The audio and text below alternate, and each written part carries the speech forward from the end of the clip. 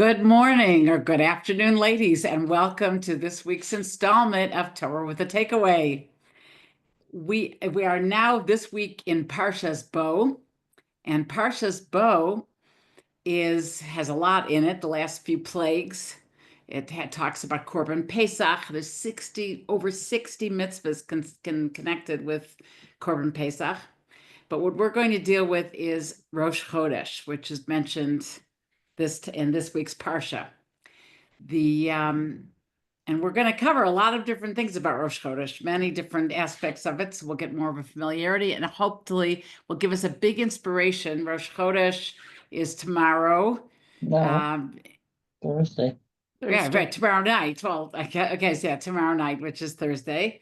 Or Wednesday night. So Thursday, Mitzvah Hashem. And for this reason, I thought we'd be prepared with some ideas, inspirations for Rosh Chodesh. We're going to take actually several approaches. So let's ask our questions and come up with some amazing answers and some life-changing ideas. Number one, it's very interesting in the Torah, when we talk about months of the year in general, we're given the second month, the third month, that's what they're called. All the months that we're familiar with today, like Nisan, Iyar, all these days of the year, they are non-Jewish names. In fact, Nisan and Iyar are Babylonian, which would be present-day Iraq, and the other months of the year, the other 10 months, are all Persian origin. Why would the Torah use months of the year, give them from non-Jewish sources? After all, the whole thing in Egypt was that the Jews, one of the merits why we were taken out of Egypt was because Shaloshinu was Shemam Ves Malbusham. We never changed our ways. We had unique Jewish habits, and we didn't intermingle with the non-Jews, assimilate. And for this reason, it was a merit for us to have an earlier redemption. I can't hear you. I'm sorry? You can't hear me? I hear you now. Sorry. Okay. Yeah. Okay. Let's make sure everyone's on mute. Okay. So the question is asked then, why are we calling our months of the year after non-Jewish titles? Doesn't make any sense. Second question, that the first mitzvah in the Torah really is that for a community is that of Rosh Chodesh. In fact, if you remember way back to one of the first Rashi, I believe in Bereshis, like it talks about Hashem created heaven and earth, and it says, why didn't the Torah start right away with commandments? Why didn't it start with HaChodesh Hazeh Hilachem? This month is for you, Rosh, the first of the year. The first month of the year is Nisan, according to the Exodus, and it's also Rosh Chodesh, an idea of the first of the month. And it says the Torah should have started with Chodesh Lachem, but there's reasons to prove different ideas. So the question is, why would it be that Rosh Chodesh would be a question of being the first mitzvah in the Torah? Usually we find firsts are very, very, very special. They're very unique in Judaism. We've spoken before, we talked about Rosh Hashanah. Many people say, right? The Vilna Gaon says, for example, that when we talk about what's it called? We talk about the exiled. Rosh Chodesh was the first. Yeah, usually the first, like when we have Rosh Hashanah, the Vilna Gaon says, in Rosh Hashanah is the roots for the whole year. In the first words, the first parak of the Torah, the first parsha of the Torah is the roots for the entire Torah totally. The first is very unique. It encompasses everything that's going to follow. It's just like the seed, and everything else will just burst into growth. Why is Rosh Chodesh so unique that Rashi said we should have started the Torah with a Chodesh Hazeh Hilachem? This month is for you, Rosh Chodesh, in this month. Why is it so unique? Why is it so important, Rosh Chodesh? Number three, we are moon counters. Even though we do balance it sometimes with the solar system, for the most part, we base our calendar on the moon. Why is the moon so significant? What's the significance of the moon? What can we learn about it? Also, we find that the Jewish people are compared to the moon. And we find that Jewish women were given Rosh Chodesh. We'll go into that. But why Jewish women? Why is it our holiday? How does it tie in with the Exodus of Egypt? And also, another question to throw in at the end is we're given we only say half Hallel on Rosh Chodesh. Why is it that we don't say the full Hallel on Rosh Chodesh? Okay, those are our questions, ladies. Let's try to give them some amazing answers and come up with some life-changing conclusions. Our first presenter for tonight will be Rav Yaakov Kamenetsky Zatzal, who led the Jewish people with Rav Moshe Feinstein. They were the two Gedolim in America after World War II until they both passed away the same year, 1985. And Rav Yaakov was a brilliant thinker and a real, they called him the Pikeach, the wise one. So he says like this: in the Second Temple period, the language of use was Aramaic, the same language used in the Gemara. And why was that? Because they felt, and also they only had Dvar Torahs in Hebrew. And the reason, even though the Talmud was in Aramaic also, people could understand, but that was the language at the time. And we find that the holiness, the thing when they did something really holy, they would talk Lashon HaKodesh. But why would it be in Aramaic? Why would they change their language? Well, the scholars, the Chachamim, the people that composed the oral law, didn't want the people to think that the Geula was here. They didn't want us to think that the redemption was here already, because we're still in exile. So that's why they decided to speak that language to remind them this is temporary. You're not sitting there speaking Lashon HaKodesh because you're not in Israel. Maybe that's the same idea for Yiddish too. Like, why don't we speak Hebrew? If we're going to talk about a Jewish language, why does it have to be Yiddish or Ladino? Why isn't it Hebrew? And that's because the Geula is not here yet. We speak Hebrew. It's as if we're saying, here we are in our own land, in our own country. It's a reminder that we're still in exile. He says as well that that's the reason why the Hasmonean dynasty, the Hashmonaim, after the Maccabee story, many of their offspring, even though they were from the tribe of Levi, they were Kohanim, a lot of them became kings. How did the sages permit them to become kings? The sages rationalized, said Rav Yaakov, at first. Later it got really bad. They were tremendously corrupt later ends of the family. But why did they go? Why were they allowed to be kings? Really, kings are only supposed to be from the Davidic dynasty. And the reason given, says Rav Yaakov, was, again, the sages were fully cognizant that this is to prove to the world, this is not Mashiach ben David and his family ruling us. This is a temporary Jewish dynasty, and that's how we're progressing. That's how we're going. So that's the idea why the months were in Aramaic or in Babylonian names or in Persian names. In fact, there was this Rabbi Deutsch that has the Living Torah Museum in Brooklyn, New York, and also I think there's a branch in Lakewood. I went on one of his tours. He's absolutely phenomenal. And he has a model of the Second Temple. And in the model, there was a banner when you went in Persian, thanking the Persian government. Now, you can't even imagine such a thing. Second Temple, we're all davening for it to be built. But again, our sages knew this was a temporary measure. And they all knew that we weren't supposed to have the temple forever. Second Temple is temporary. So for this reason, they permitted that, I guess, as a reminder as you went in. Okay, now let's get into some answers as to why Rosh Chodesh is so valuable in Judaism. Like what are the main reasons? So we're going to take three different approaches to this. The first approach we're going to follow is that of Rav Chaim Mintz Shlita, who is the Mashgiach of Staten Island Yeshiva and also the head of URA. So probably more people know him as URA than they know as Staten Island Yeshiva. But the Staten Island Yeshiva is a very chashuv, very important yeshiva, and the Mashgiach means he's like their spiritual advisor over there. And so he answers, he delves into some of this, and he says the following. He says that the idea of when we talk about this is going to be the first year months, Nisan, and then you're going to have something called Rosh Chodesh. The idea of the moon, and this is echoed by a lot of other commentaries. This is probably the most popular version of, why Rosh Chodesh is important, but we're going to get a little bit deeper into it.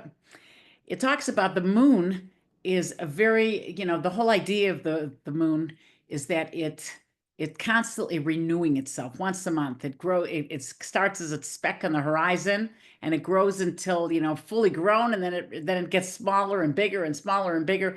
And there's a very big concept here. He says we're supposed to learn from this. Whenever we approach Rosh Chodesh, let's try to internalize these three approaches we're going to be talking about.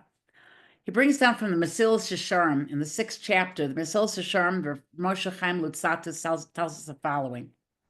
He says like this: Kiteva ha'adam kaved ba'od. Nature of a man is very heavy. Now that doesn't mean that he's overweight, but it means heavy means we have a predisposition to be a little bit lazy. Why? Ki afrius hachomrius gas.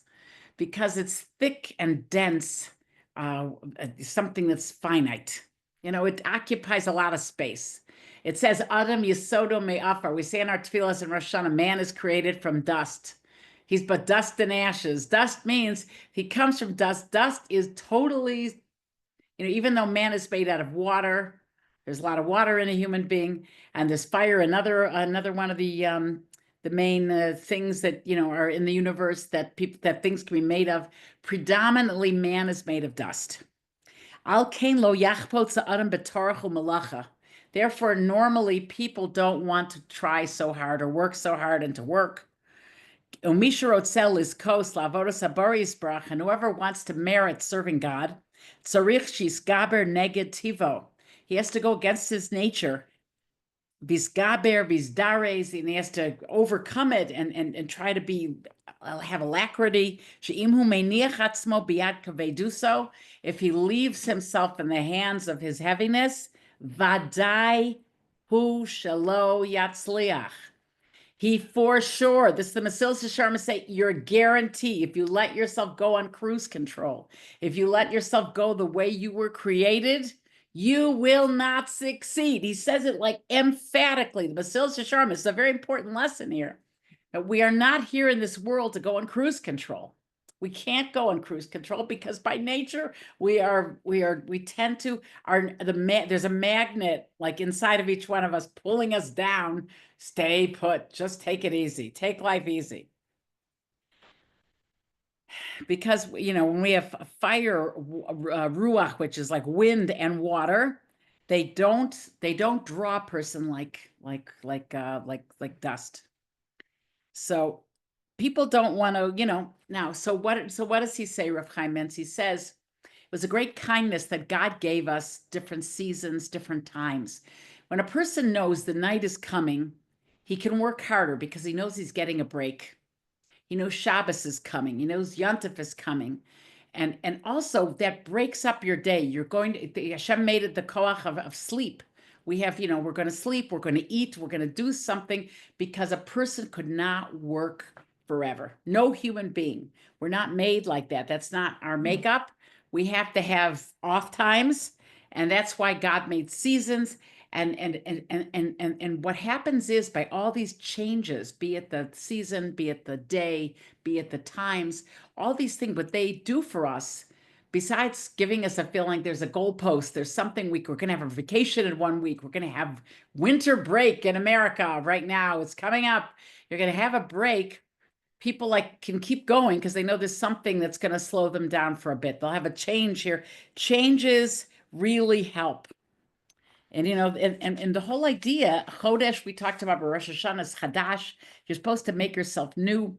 I'm going to change myself. I'm going to make myself something different. I'm going to be able to all these things are props for me to be able to feel a sense of newness for everything.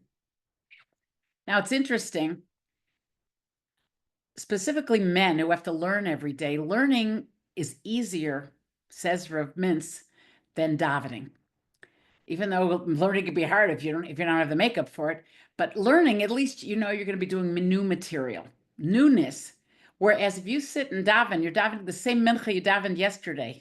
It's very hard to feel that newness. And by nature, we said, if you're not prepared for the struggle, you're for sure not going to succeed. Because by nature, we're going to take a break. My mind will take a break. I'll be thinking about the marketplaces in Milan.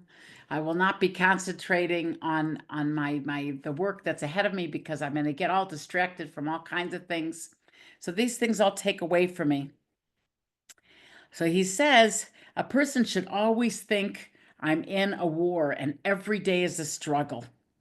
Because, he says one time, he said he was once on an airplane and there was like a lot of winds. It was a big problem and it was very hard to land the plane. And people on the plane were all panicking. And finally, thank God, everything worked out fine. So Rabbi Mintz decided after the flight to go up to the pilot and ask him, how did you cope? Were you nervous? Were you in a panic like the rest of us?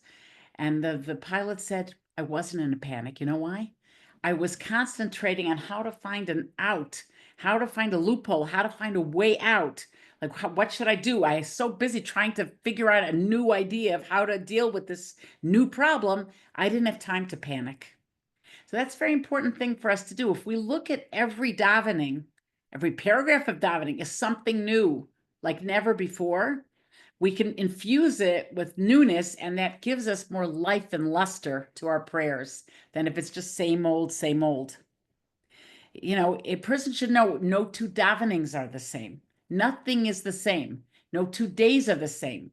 Every single davening, you have a different backdrop. You have something else going on in your life that day, something else, another struggle. So really, they are new. There's no two experiences similar. No two people are similar. Now, a person has to know we have limited time. We have to work as much as we can to try to, to rejuvenate ourselves and to do the right thing. Listen to this. The Nefesh HaChaim, this is Rav Chaim Volozhiner, brings down, Rabbi Mintz brings this down. He says that whenever, I'll just paraphrase it. He says, whenever we daven, you should know you're making tikkunim. You're making corrections in the upper worlds. Every time a Jew opens a siddur, you're correcting all the worlds around you. And this is how it's going to go until Mashiach comes, that every single prayer is different tikkunim to be done, that it'll never happen. And it says, v'lo haya v'lo yeh shum tefillah b'pratus.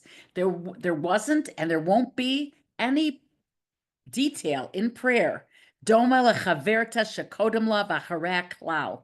There's never going to be two prayers before or after at all. Each prayer is a new entity. So that's how we have to approach life. Even the same old problems in the house, same old kids, same old whatever we're dealing with. Can't say Justin Trudeau, but you could say other things. But we're dealing with gullus is gullus, but if we look at things as different challenges, and that each day we have to make tikkunim in the creation, that we're never before and never after, we'll have a different approach, and we'll be able to withstand even when things get mundane and monotonous and difficult. So that's a very important thing. Just like the moon, rejuvenates and grows, we have to have that as well accompanying us in our life with any mitzvah that we do, to just try to infuse it with some newness. Rav Shimshon Pincus tells us that sometimes when you renew yourself, when you do new stuff, there's still tremendous danger involved. It's just like a newborn is the most fragile. That anything could happen wrong. A newborn is total emergency. Anything, even a simple thing. Like by a bris, even if a child has an eye infection, they won't do a bris. Because a newborn is so frail and fragile. Because the idea is to continue this path, to maintain it of newness, is very, very hard. You're changing your whole life. You're changing. You're trying to make a difference. This one time, I'm going to be different than I was the time before. And when we do that, we have to, to keep it is a very hard thing. And that's why we have to be careful to maintain this newness, freshness. But it begins every Rosh Chodesh. There's a renewed moon. There's a renewed me, hopefully, and we can do something about it. Second concept that we can look at, also mentioned by Rabbi Mintz, but it's also mentioned in other Sfarim as well. I saw this in many other places. We see that another concept that Rosh Chodesh teaches us is the greatness of a Jew. We find that how is Rosh Chodesh formulated? It's formulated by a Beis Din. at least in the olden days. And it still goes on, it's still going like that today, like more or less. But the way that we had our all of our holidays formulated was by Beis Din's approval. In fact, in the Alkut Shimoni and Sefer Tehillim, we're told, the Malachim asked Hashem, when is Rosh Hashanah? He said, don't ask me, ask the Jews. Whatever the Beis Din says, that's Rosh Hashanah. You must have heard this. There was once a disagreement in the Chachamim, whether, what day was Yom Kippur. And one of the sage things, Rav Elazar ben Harkanas, was in disagreement with what the majority held. And they told him, that he had a different day for Yom Kippur. They told him, on your day, you should be carrying something and don't act like it's Yom Kippur, because we've established Yom Kippur of this year, and this is the day you have to go by. And he did, that eventually. But what happened was that whenever the Beis Din, when they have two witnesses and they said it's Rosh Chodesh, then they establish that month, and then they can calculate all the holidays coming out on that month. But it all came from witnesses and from Jews saying. That's why we say in our Kiddush, Mikadesh Yisrael v'Hazmanim.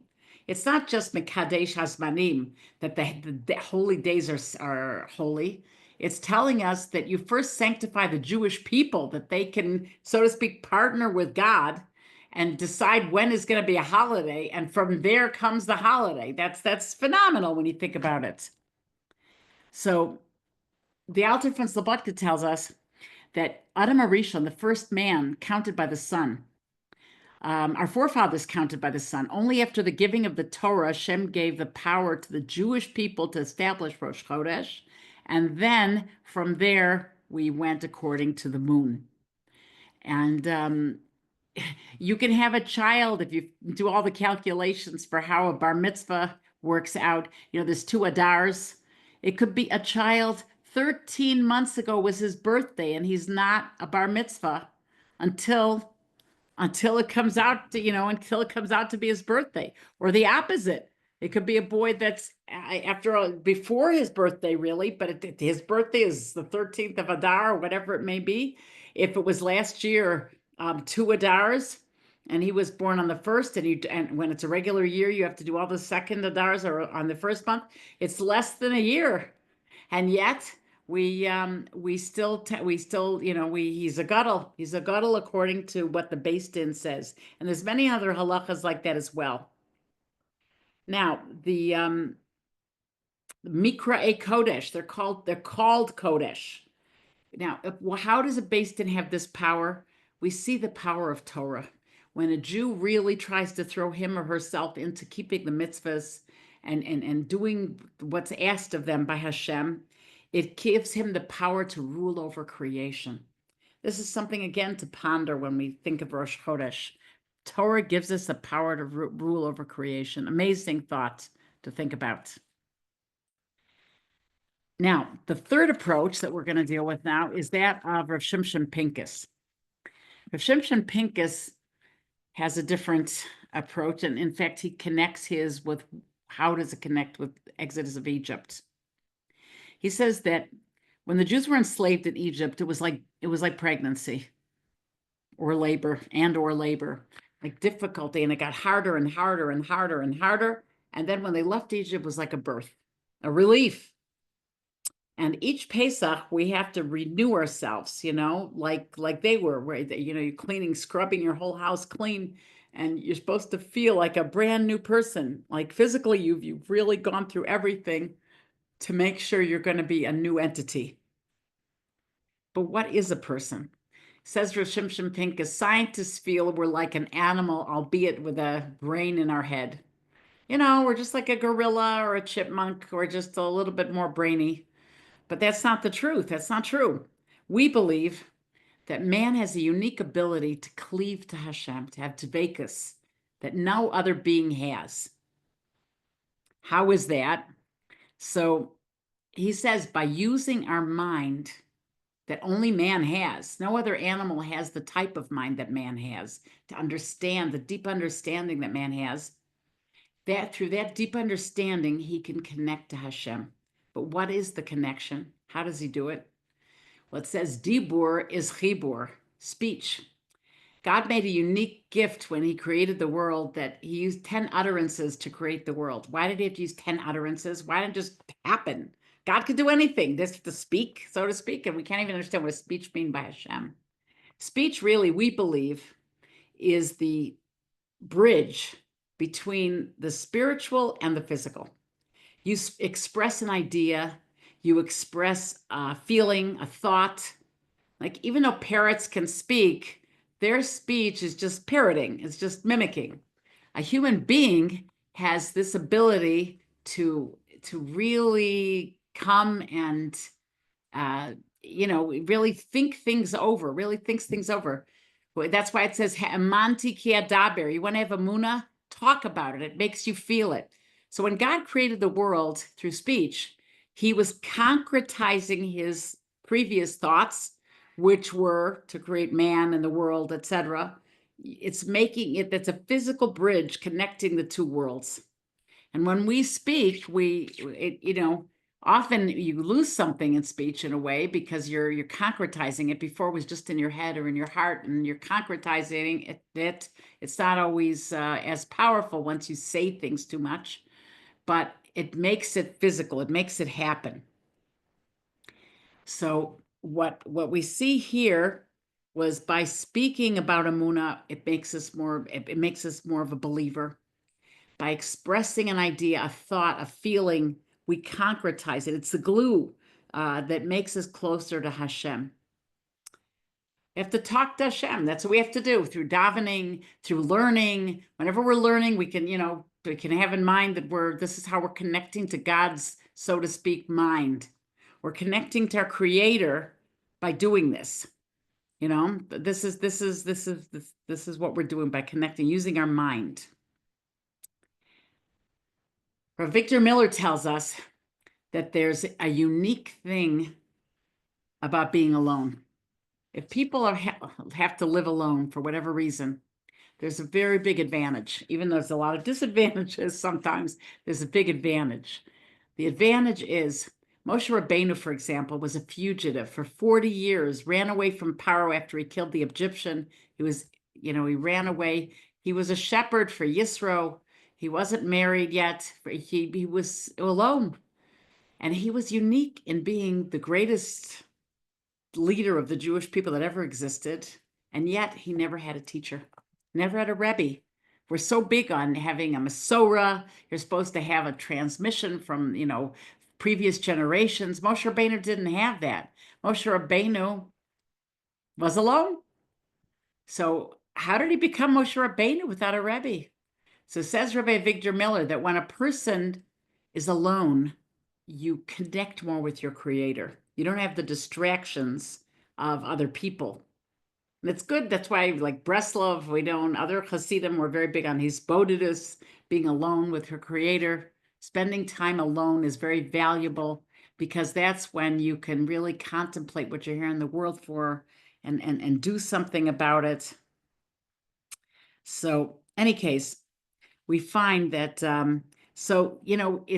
being alone really it's greater than a Rebbe to be alone because that by you connect with your Creator. He's out there under the sky, looking at his sheep and contemplating who created all this, thinking about his Creator, being able to talk to his Creator, thinking about what you're in the world for. Now, when we talk about that our mind is what makes us unique, and that's how we connect to God through speech. When we talk about the moon and the sun is supposed to be an example of mashal. That's like Hashem, that gives all. It's all encompassing, all giving light, giving energy, giving everything. The moon is just the acceptor here. The moon is like a mirror, just taking the light from the sun and reflecting it elsewhere.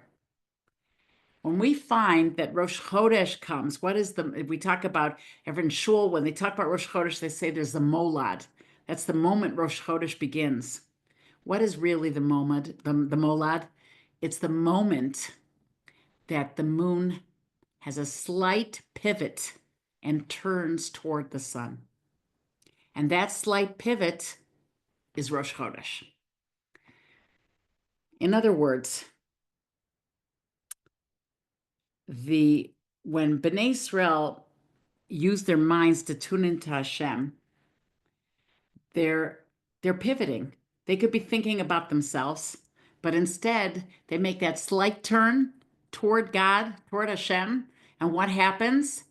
That's when you renew yourself. That's when you are deep connection. Now it's unnoticed. It's not really, it's just a slight move at that moment, but it's going to cause the moon to grow and grow and grow in its intensity. And, the same thing when a person makes choices and decides that they're going to connect with their creator. That's the moment that your mind is born, so to speak. You're using your free will, the rebirth of man. The Chodesh Hazehi Lachem. This month is for you. It's new Chodesh like Chadash, but this month is going to be Rosh Chodesh is for you. It's the same idea that you're going to now use your mind to pivot ever slightly, but that pivoting towards Hashem, that turning, is what makes a deep connection. Person always has a choice. Who am I going to talk to? Are we going to believe in idolatry or Hashem? Okay, so that's one idea. We found just recently with some of these hostages that came back, we find that one of these girls that just came back in the last time that they were released, a girl named Danielle, her mother, most of these kids are all not religious, from irreligious homes.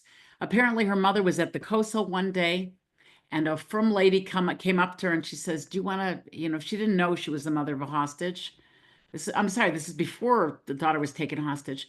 A lady came up to the mother and she says, would you like to keep family purity? She's trying to push the concept of family purity at the Kosel. And the mother just kind of pushed it away. But when her daughter was taken hostage, she decided she's going to do it. She read up on it. She learned halachas from people and she practiced it. And look, her daughter came home. Each one of these people that have been released has a story usually. There was another one of the mothers who was on a flight recently somewhere, and she saw a few rows away, there was a chassid, a Vizhnitzer chassid, was trying to change his seat because he was seated next to a woman. And, it's preferable you sit next to another man, because if a person's indecently dressed, or even if she's not, why should you be distracted and be thinking of impure thoughts when you could be having an easy, especially when it's a long flight. Probably it was a long flight. If worse comes to worse, you could do it technically, but if there's a choice, why not have that choice? Anyways, people were arguing with him. The woman didn't want to change seats. He tried to find her somewhere else to sit, and he would sit somewhere else. He tried to solve his problem somehow, and there were no takers. This woman tells him, listen, I will sit next to this other woman. You could take my seat. I'm sitting next to a man. She's not religious. She says, but just please, could you pray for my daughter? She's in captivity. And he prayed for her, and look, she's one of the captives that came out. So many stories in the beginning of the war and even just throughout the war of different people that, decided they're going to keep Shabbos from now on, or keep modesty from now on, or whatever it may be from now on. And this is all a slight pivot. These pivots is what can be your salvation. That just to keep your mind on Hashem and have more time and place for him in your life than previous is a very valuable thing, and it has great dividends. But it goes deeper. And this is a madrega for us ladies, but we have to hear what the final point is. Rav Shimshon Pincus says, what is considered idolatry? He says, everybody, basically, most people on this earth want a life, easy life, free of pain, free of debt, free of suffering. Everybody wants that. Nachas from your children. Even though it seems quite reasonable, he claims, or Pincus says, Lo yeh b'cha el zar. You shouldn't have a strange God within you. What's the el zar? What's the strange God? Thinking about yourself. Thinking about yourself is the el zar. So this is levels and levels, ladies. Real thing, he says, the real goal to aim for, that's why we have 12 months a year, at least. The goal to aim for is that we should be a person where our mind has connection to Hashem, not for what is in it for me, but for what can I do to pay him back for everything he's done for me? How can I be a servant? I owe him everything I have. And we have a soul inside of us. There really is a connection. The soul is in the mind. The mind knows what's right. The mind usually, if you use it, if it's the neshama guides the mind, but the mind is more right than the heart. That's for sure. So, we know what's right and wrong. And by connecting to that source of what we should be doing in this world, we are connecting to Hashem. We're doing that pivot. And that could be a practice we could make every Rosh Chodesh. Let's pivot. Let's at least pivot on that day. Let's turn our minds more toward what are we here in the world for versus what's for me. Now, of course, there's a disclaimer here. We have to know who we are. People do need pleasure. They should know. Victor Miller was very big on saying if somebody's depressed, take a piece of cake, We're not supposed to sit there be all, you can't, not everybody can be for Chaskelevich-Stein, who was able to just be for Hashem every second of his day. But let's pivot in that direction. Let's be aware of how much we still have to grow and how much we have to connect to Hashem. And whenever we make a bechira, whenever we make a good choice, bechira is very similar to the word bechora. A bechor is the firstborn. Now, even though there's a ches and a chaf, they're different, but they sound the same.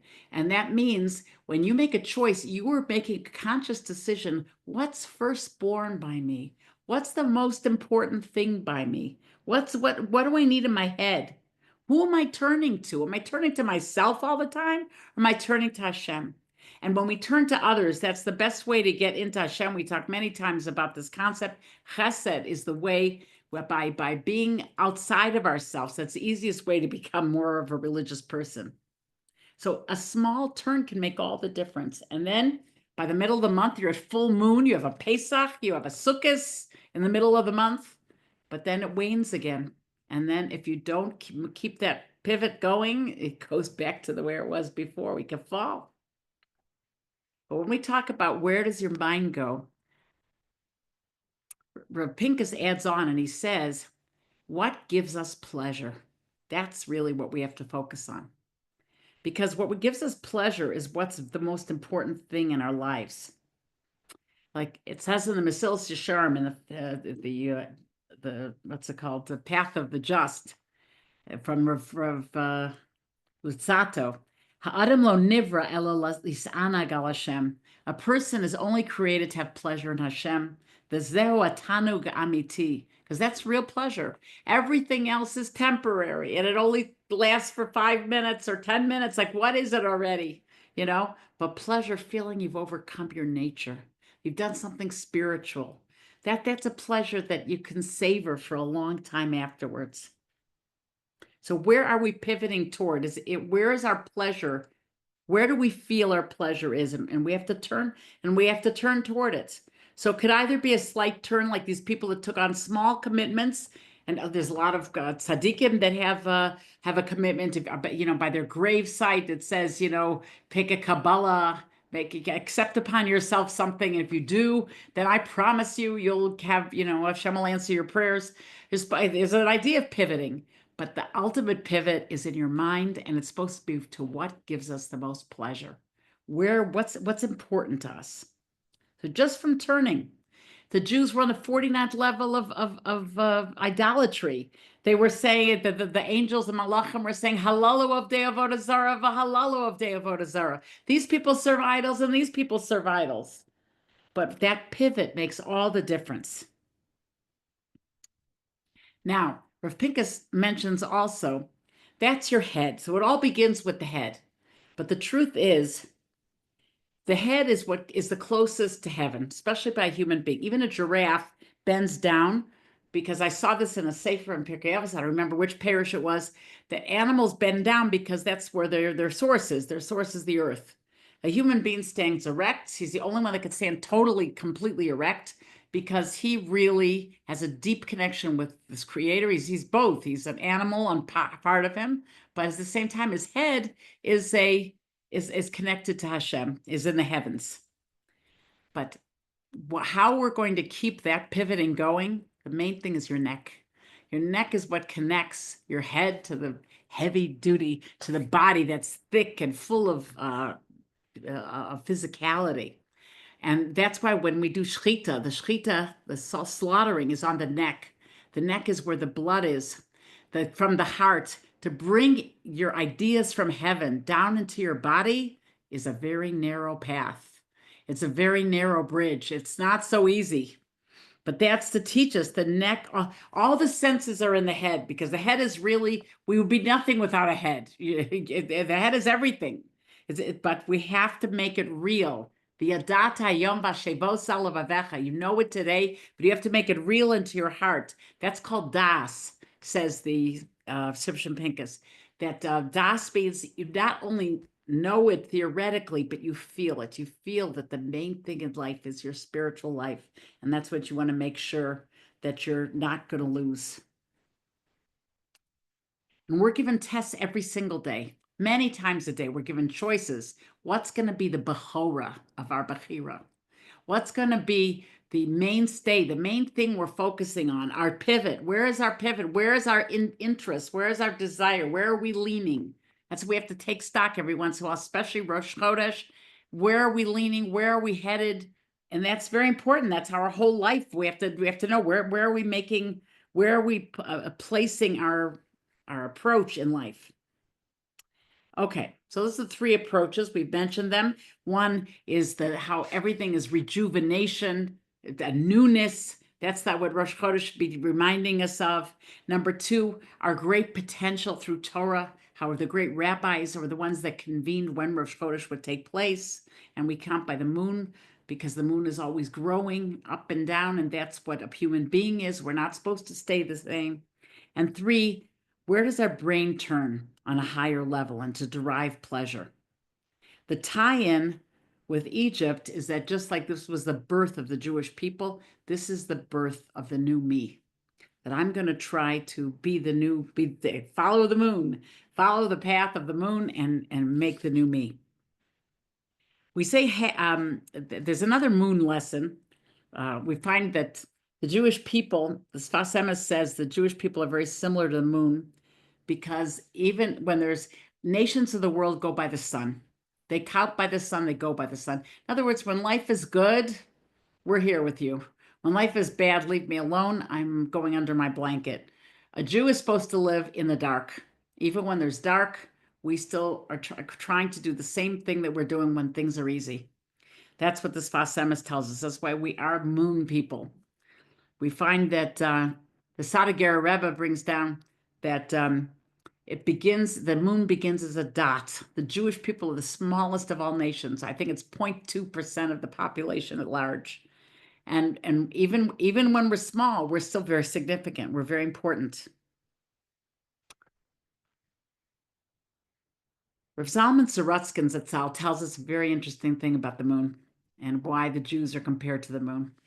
He says that, there's a famous Rashi in Bereshis. A lot of people learn it as children, but it leaves us a lot of questions as adults. Here's the Rashi. It talks about when God created the luminaries. The moon spoke up to Hashem. There were two huge luminaries, one for day, one for night. And the moon spoke up and told Hashem, it's not right that two kings should wear the same crown. It means like, it's hard being a partner. Partners can have a lot of jealousy. They can have different ideas about things. It's hard. Just like in a family, we believe a female and a male should have very different jobs to do in the family, because we're so different. We have different roles. If we're playing the same role, then you don't have the advantage of the two different roles that each one excels in, that they can all help out with. Any case, so the moon complains, we're both, have our own powers. We shouldn't all be doing the same thing. It's like ridiculous. We're all the same. So Hashem said, you're right. You make yourself smaller. So it almost sounds like the way they learned as kids. It's like the one that was arrogant, moon, meaning the moon said, I want to be, something. We can't be the same. So Hashem's okay. You're complaining. You be the smaller one. That's what it sounds like as a child. But if you think of it, why would the Jews be compared to the moon? And why would the moon be the way we count our months? And why be women have the holiday of the new moon if the moon is so bad, is so arrogant? So Rav Zalman Sorotzkin explains that a different way. He says that, you know what the moon means when it was complaining? What it meant to say, we learn an important lesson from that Rashi, which was a medrash, I believe. And yeah, it is a medrash. And he says, we learn from the medrash an important thing, that when somebody does something different, they try to make a change, there's problems. There are big problems. Usually you get burned by bringing forth a new idea to the table. By you being the one to initiate, you're the one that gets creamed. You're the one that gets bothered. Sarah Schneer, for example, she decided women have to start learning because otherwise they're going to think Judaism has nothing to it, and the men are all growing in their Judaism, and women are going to the opera houses. So she felt we have to have some kind of learning instituted for women, to them to appreciate the Torah and also to know how to conduct themselves and things like that. She was, I mean, a lot of people were very opposed to her. She had a lot of flack. A lot of people gave her trouble with that new idea that she instituted. When Rav Yisrael Salanter did the Musar movement, there were revolts in yeshivas over learning Musar for 5 minutes or 10 minutes a day. We find that all these movements, Hasidim, when the Hasidism began, it was a whole big fight against that. We find Rav Aaron Cutler initiated the idea of Kollel in America. Boy, they had a lot of flack when they did these things. So too, is to teach us you are a good guy. You want to do something better. You were right. The Hashem agreed with the moon. And by making it smaller doesn't mean it's less than. It means it's the one in the dark. It means the Jew in exile. It means the Jew with suffering is still there, standing at its post, waiting to serve Hashem, no matter what happens. So that is how we understand the moon. The moon is not a negative force. It's a positive force. And when we have our new moon, Mitzvah Hashem, we should learn that, truth comes with hardship. It's not always so easy. Now, on Rosh Chodesh, we say half hollow. What does half hollow mean? Apparently, there are some paragraphs that are left out, and those paragraphs have allusions in them to Tchias HaMesim, the resurrection of the dead, and Messianic age. That's what's emitted from the hollow. Why is it emitted from the hollow? Because we're told in Torah Shulchan Aruch, initially, Rosh Chodesh was supposed to be like a mini Yom Tov. There were going to be certain restrictions in work. But the men sinned in the golden calf. The tribes all sinned, and the women didn't. So it was given to the women. So how do we understand this? Every Yom Tov was for the forefathers. Like Avram was Pesach, Yitzchak was Shavuos, and Yaakov was Sukkot. And there's allusions in all the verses for those things. Why did the women get it? Interesting. The women resisted what was wrong in those times. People were, when it came, they were donating to an idolatry. They wanted to take their jewelry, and the women refused their jewelry. Now, if you'd say that the women, their nature was that they're just into their jewelry, and that's why they didn't give to the golden calf, we find later when it came time to donate to the Mishkan, which was Rosh Chodesh Nisan, the women were the first to go and donate their jewelry. They didn't have to have their husbands take the jewelry off them to donate to the golden calf. They themselves willingly donated. And those were used in the kior. A lot of their mirrors, at least, were used in the kior, because the women were willing to admit that they're willing to make proper choices. When it came to idolatry, they refrained. When it came to something for Hashem, they remained. They kept doing it. The reason why we have a half Hallel is because of the diminished state of Rosh Chodesh, we don't say the whole Hallel. And the parts talking about Mashiach or suffering or resurrection of the dead, that we only could say Hallel. We can only praise Hashem. We don't say Hodaya. Hodaya means like thanking God even when things are hard. So we don't have that total revelation like you do on a Yom Tov. You don't feel the total simcha. It's still like a regular work day because it's been diminished due to the golden calf. Now, that's Pirkei de Rav Eliezer, by the way, that why we have Rosh Chodesh, because the women didn't do Chet Egel. Now, renewal is very, very important. Ultimately, it says women are going to look young, like Yocheved, after Mashiach. I don't know if it's Mashiach or Tzlias HaMesim. There will be a point where all these makeup companies will go out of business. It says, now, normally, Jewish people have an ability to arouse themselves and awaken themselves. It says, Kinar Yisrael Vohavehu. The Jewish people are like a youth, they're like children, and I love him because of that. What is a youth? 3 things that children have that adults don't. 1, they cry out frequently, whatever, for everything. Number 2, they're never idle. And number 3, when if they have some kind of difficulty and it gets resolved, they don't stew over it. They just go on to the next thing. They're on to the next page already. Like they don't reflect on things like an adult does, that you have something traumatic experience that could last for who knows how long. So that is supposed to be the way we're supposed to. Those are the things to admire in children that we're supposed to try to copy. Women have a trait of rejuvenation. That's why we're allowed to bring new life into the world. Women have that. Tshuva is regeneration. That's the whole idea of changing yourself. That's why women get new clothing for Yom Tov, and that's why it says women have a habit of wanting to always look young. Now, it's also because of the whole nature of things that it counts how the woman looks more than how the man looks. In fact, Hashem, when Sarah was meant to have a child, she was rejuvenated, not Abraham, just Sarah. Wasn't necessary to go that far in the miracle, but to be rejuvenated as a woman, and she has every month something, rejuvenation of sort. Women want to look young because there is something spiritually to it.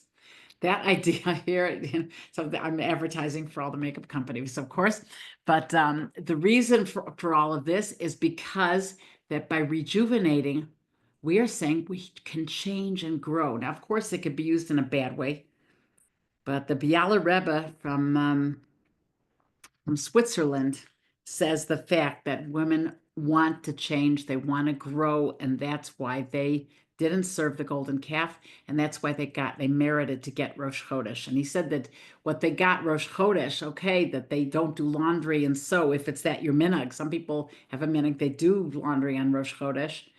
But he says in the world to come, women for sure will get reward for it. Much more than just the few things that they don't do on Rosh Chodesh. Rabbi Lowe, is very big on eating something special on Rosh Chodesh, especially since it's a women's holiday. And to celebrate that, I want to rejuvenate. And it's not just, Estee Lauder. I have to rejuvenate in the inside of me too. Okay, so let's remember, ladies, why we say half hollow, because Rosh Chodesh has been minimized. That we're here to praise Hashem, but we can't really see the whole picture is minimized. Let's remember, a woman has to rejuvenate. That's her nature, and she has that capacity. Truth comes with hardship. When you celebrate Yom Tov, when you celebrate the new moon, and you proclaim that I want to do the right thing, you may suffer from it.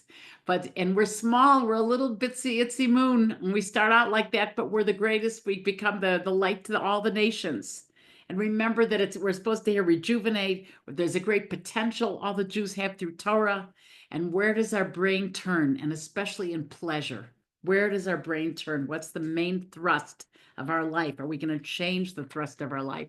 And that all the non-Jewish months names are there to remind us we're still in exile, and let's hope for the Geula, and it's going to be the merit of righteous Jewish women. Let's focus on those things. When we have a Rosh Chodesh every month, let's pivot and keep the pivot going. And changes are delicate like a newborn baby. Like it's hard to keep that going. You have your neck to transmit it to bring it down to your heart. Not an easy job. Let's hope we can do all that. And I'll just end off with a basic story. How a person can rejuvenate, and a person can just change their focus, and they can grow this way. A few things, 2 stories. Story number 1, Rav Avram Chaim Levine, who was the Rosh Hashiva of Telz, Chicago. He one time, he used to always be known for running from place to, everything he did was running, not walking. And one of his students, Rav David Siegel, his name is, I think he's a Rosh Hashiva somewhere here in Israel.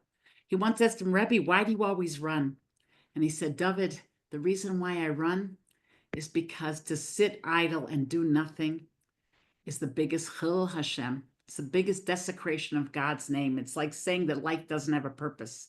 I want to grab life by both hands, and I want to do what I have to do. I'm adding this part. I'm adding just for editorial purposes to just make it more dramatic sounding. But what he meant to say is you want to grab life and to show that life is do nothing. If you want to show that life has no meaning, you try to do something with your life, make something of your life, because that's what we're here in the world to do. Life example number 2, story number 2. We find the Tasha Rebbe, Zichron Livracha, such a holy man that lived in the outskirts of Montreal, davened for hours a day. He used to daven chakras 3 hours a day. One day, it was a Friday, I believe, in the winter, the Hasidim wanted to allude to the Rebbe that he should not daven his usual lengthy davening because his son had just passed away. He lost a child, and a child, fully grown adult, was nifter from a sickness. And if he would have gone to the full prayer mode, they may miss the levaya, they may miss the funeral. And then, it's the Erev Shabbos, you have to come home on time, you can't be Machal Shabbos. So they told him, Rebbe, today we have to do regular davening, which was unusual for him. Anyways, so, right after davening, they took the Rebbe in a room, and whoever was chosen to break the news to the Rebbe that his son was no longer. There was somebody that had decided to hide out near the room to see what would happen with the Rebbe next. Like, what would the Rebbe do? He noticed that right after he was given the news, the Rebbe did not emerge from his room. Everyone's waiting for him to come out because they have to go to the funeral. They have to start the procession because they have to be home in time for Shabbos. The Rebbe's lingering. He's not going out like they expected. And so they saw that the Rebbe was on the phone. He was telling somebody, I want you to know I just lost my son, and I'm telling you, please, as a merit for my son's soul, please get cleaning help for your wife. I'll pay for it. I'll pay for it. This is what Torah can do to a person, that a person can overcome their natural way. They can rule over creation. He ruled over himself. You'd think he's finally could be like, just let go, finally, let me just mourn. Let me just cry. It's my time to cry. This is what I'm here in the world for. But he felt he wanted to seize this opportunity to make that pivot. And what's he going to do with the moment that he's suffering? He's going to use it to save Shalom Bayis. He was begging that man for years to get cleaning help for Shalom Bayis, and he never did. And now he's using the opportunity of his son's patira, son's death, to beg from the man to get cleaning help finally for his wife. This is what he did with his time. That why they were waiting a few minutes for him to emerge from the room to start the levaya. So I thank you all for listening. I thank Rivka for being such an amazing hostess with the mostest for this year. And we should all have a beautiful Chodesh. Hopefully this will bring the Geula Shalema, and we're all waiting for you here in Israel. I thank you for listening. Thank you very much, Devorah.